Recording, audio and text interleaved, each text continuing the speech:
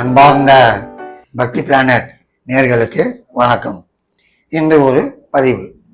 என்ன பதிவுனா, வாழ்க்கைக்கு முக்கியமாக என்ன தேவை, என்ன கேட்பாங்க, ஐயா நான் மனக்காரன் ஆவனா, லட்சாதிபதி, அது கூட போயிடுச்சு. போ, நான் கோட்டீஸ்வரன் ஆவனா, அதுதான் நான் கோட்டீஸ்வரன் ஆவனா, அதுதான் கேட்பாங்க. சரி, அதுக்கு ஜாதகம் தான் சொல்லணும். ஜாதகம் என்ன சொல்லுது பார்த்தோம்னா, சொல்றேன் பாருங்க. இப்போ 1ஆம் இடம், அதாவது லக்னாதிபதி அதோட லாபாதிபதி 11 கூடியவன் இணைந்திருந்தால், லக்னாதிபதியும் லாபாதிபதியும் இணைந்திருந்தால் நிச்சயமா பெருத்த பணக்காரன். எந்தெந்த இடத்துல அதை நம்ம பார்க்கணும். இப்பொழுது நம்ம முதல்ல மேஷ லக்னம் பார்ப்போம். இந்த லக்னத்துக்கு அதிபதி யாரு? செவ்வாய். லக்னத்துக்கு 11 கூடியவன் சனி. இந்த செவ்வாயும் சனியும் சேர்ந்து லக்னத்தில் இருந்தாலும், 2இல் இருந்தாலும், 5இல் இருந்தாலும், 9இல் பாக்கியத்தில் இருந்தாலும், 11இல் இருந்தாலும், அதாவது லக்னாதிபதி லக்னத்துக்கு 11 கூடியவன் யாரு? லக்னத்துக்கு அதிபதி செவ்வாய், லக்னத்துக்கு 11 கூடியவன் சனி. ரெண்டும் சேர்ந்து லக்னத்தில் இருந்தாலும், தனத்தில் இருந்தாலும், பஞ்சமத்தில் இருந்தாலும், பாகியத்தில் இருந்தாலும், லாபத்தில் இருந்தாலும் யோகமே, கவலையே வேணாம். ஆனா அந்த தசை, அந்த புத்தி, அந்த அந்திரம் நடக்கணும். கோச்சாரமோ இப்போ குருவோ ராகுவோ சனியோ இந்த மாதிரி கிரகங்கள் கோச்சாரத்துல அதுக்கு மேல வரப்போ பெருத்த ராஜயோகம் நம்பி இருக்கலாம். இப்போ ரிஷப லக்னம்னு வைங்க. இந்த லக்னத்துக்கு அதிபதி சுக்கிரன், சரி, லாபாதிபதி குரு. இந்த லக்னாதிபதியும் லாபாதிபதியும் 11 இருந்தால் சூப்பர். மண்ணை தொட்டாலும் பொண்ணாவும், கட்டா பணம் அவன் கைக்கு வரும், கவலையே இல்லை. சரி, வேற லக்னம்லாம் இருக்கா? இருக்கு. என்ன இருக்கு? இப்போ இந்த லக்னம் எடுத்துருங்க. இப்போ இந்த லக்னம் வாங்க. இந்த லக்னத்துக்கு அதிபதி புதன் 11 மேஷத்துல. அதே லக்னத்துக்கு 11 கூடிய செவ்வாய் புதனோட. லக்னாதிபதி 11 கூடியவன் இணைந்து இருக்கிறான் எங்க? 11. இதுவும் பெருத்த யோகம். இந்த 11 மட்டும் இல்லை, இது ஒரு எக்ஸாம்பிள். ஐயா லக்னத்திலே இருந்தாலும், 2ஆம் இடத்தில் இருந்தாலும், லக்னத்துக்கு 5ஆம் இடத்தில் இருந்தாலும், லக்னத்துக்கு 9ஆம் இடத்தில் இருந்தாலும், யாரு? லக்னாதிபதி புதனு, லக்னத்துக்கு 11 கூடிய செவ்வாய், லக்னத்துல 2ல 5ல 9ல 11ல இருந்தாலும் யோகம்தான், கவலையே இல்லை. பெருத்த பணக்காரையா, கேரண்டியா சொல்லலாம். அடுத்து கடக லக்னம் போடுங்க. இந்த கடக லக்னத்துக்கு லக்னாதிபதி யாரு? சந்திரன்.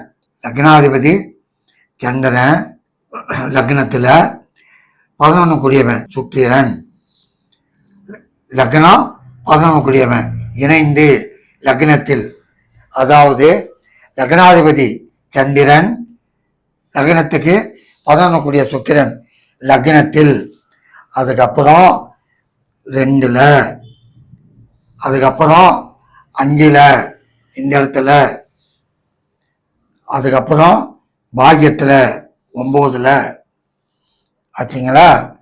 லக்னத்துக்கு 11 இருந்தாலும் கவலையே படாதுங்க. ஆனா இந்த தசையோ இந்த புத்தியோ வரணும். வந்ததுன்னா நிச்சயமா கொடுத்த பணக்காரன், பெரிய கோட்டீஸ்வரன். சரி, சிம்ம லக்னம். லக்னாதிபதி சூரியன், 11 கூடியவன் புதன். பாருங்க, இவங்க லக்னத்திலே இருந்தாலும், 2ல இருந்தாலும், 5ல இருந்தாலும், பஞ்சமத்தில் இருந்தாலும், அதே நேரத்தில் பாக்கியத்தில் இருந்தாலும், லாபத்தில் இருந்தாலும், கவலையே இல்லை. லக்னாதிபதி லக்னத்துக்கு 11 கூடியவன் புதன் இணைந்து லக்னத்தில் 2, 5, பஞ்சமத்தில், பாக்கியத்தில், லாபத்தில் புதாதித்யா யோகம் கூட சொல்லுவாங்க. பிரமாதமா வரலாம், நம்பி இருக்கலாம், கவலையே இல்லை. கன்னி லக்னம். இந்த லக்னத்துக்கு அதிபதி புதன், லாபாதிபதி 11 கூடியவன் சந்திரன். லக்னத்தில் இருந்தாலும், 2ல் தனத்தில் இருந்தாலும், 5ல் இருந்தாலும், 9ல் பாக்கியத்தில் இருந்தாலும், 11 லாபத்தில் இருந்தாலும், யாரு? லக்னாதிபதி லாபாதிபதி சந்திரன். கன்னி லக்னத்துக்கு லாபாதிபதி சந்திரன், லக்னாதிபதி புதன்.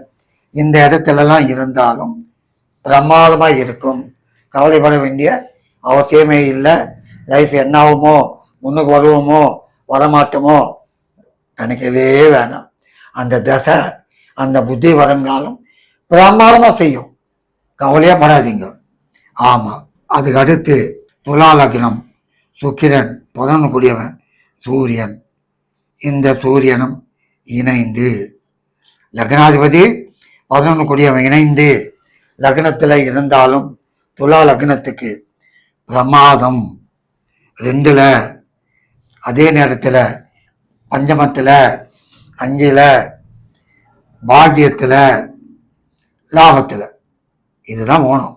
லக்னத்தில் 2ல், 5ல், பாக்கியாதிபதி 9, பாக்கியத்தில், லாபத்தில் இந்த சுக்கிரனும் சூரியனும் லக்னாதிபதியும் லாபாதிபதியும் இணைந்திருந்தால் சுக்கிர தசையோ சூரிய தசையோ சுக்கிர புத்தியோ சூரிய புத்தியோ வந்தா நிச்சயமா யோகம், கவலையே இல்லை.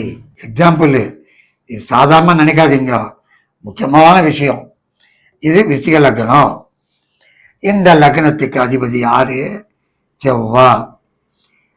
இந்த லக்னத்துக்கு 11 கூடியவன் புதன்.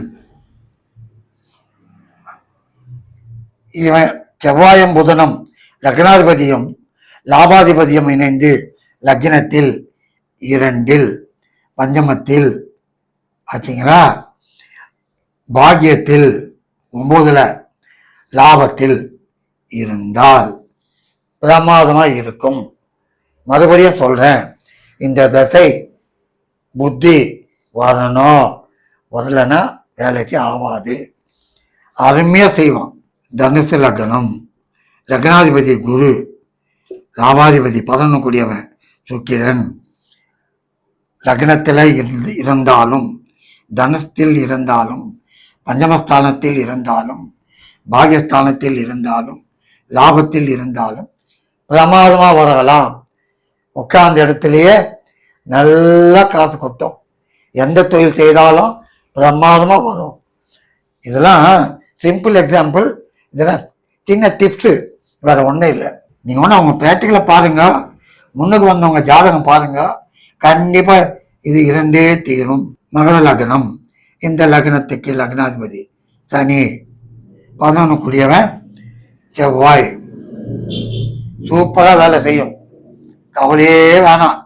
சிலர் சொல்லுவாங்க சனி பார்த்தா செவ்வாய் பார்த்தா சனி செவ்வாய் சேர்ந்தால், அதெல்லாம் ஒண்ணுமே இல்லை. சனி ஆட்சி, செவ்வாய் இந்த இடத்துல, அதனால பிரமாதமா வரும். செவ்வாய் உச்சம், அதனால கையில மண்ணை தொட்டாலும் பொண்ணாக்கிடுவாங்க, அந்த மாதிரி செய்யும். லக்னத்துல இந்த காம்பினேஷன் இருந்தாலும், தனத்துல இருந்தாலும், பஞ்சமத்தில் இருந்தாலும், பாக்கியத்தில் இருந்தாலும், லாபத்தில் இருந்தாலும் நிச்சயமா யோகம் உண்டு. கும்பம். கும்பத்துக்கு லக்னாதிபதி, கும்பத்துக்கு லக்னாதிபதி சனி, 11 கூடியவன் குரு. சாதாரணமா குரு சனி சேர்ந்தால் வசந்தர யோகம், பிரமாதமா படிப்படியா மேல தூக்கிட்டு போடும். பள்ளத்தில் இருக்கிறவன் பள்ளத்தில் உட்காருவான், அந்த அளவுக்கு பிரமாதமா செய்யும். லக்னத்தில் இருந்தாலும், தனத்தில் இருந்தாலும், பஞ்சமத்தில் இருந்தாலும், பாக்கியத்தில் இருந்தாலும்,